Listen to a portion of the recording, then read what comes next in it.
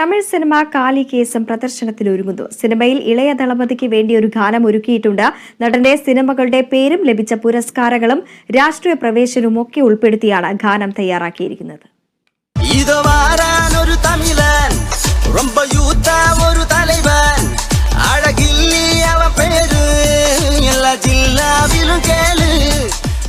ഇളയ ദളപതിക്ക് തമിഴ്നാട്ടിലുള്ള തന്നെ അത്രയും ആരാധകരുണ്ട് നമ്മുടെ കേരളത്തിലും.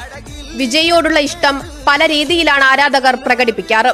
എന്നാൽ ഇവിടെ ഒരു സിനിമയിൽ വിജയ്ക്ക് വേണ്ടി മാത്രമായി ഒരു പാട്ട് ഡെഡിക്കേറ്റ് ചെയ്തിരിക്കുകയാണ്.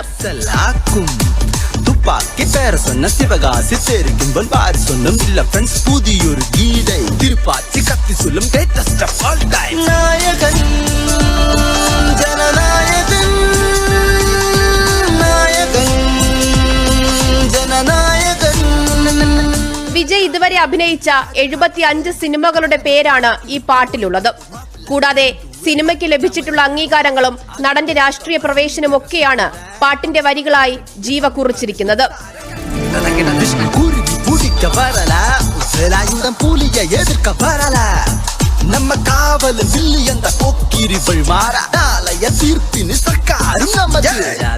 വിദ്യാർത്ഥികൾക്കിടയിൽ വർദ്ധിച്ചു വരുന്ന ആത്മഹത്യയാണ് തമിഴ് സിനിമയായ കാളികേസം ചർച്ച ചെയ്യുന്നത്.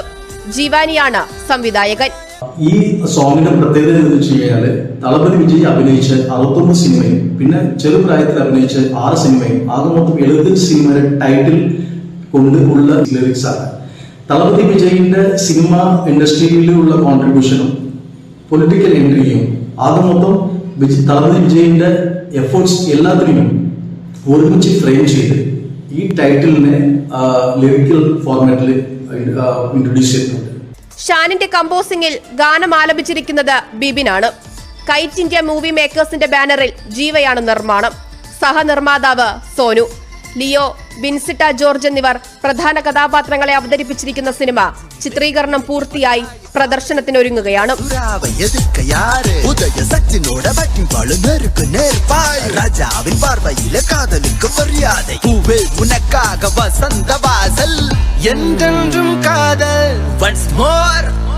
Kerala vision news, Thiruvananthapuram.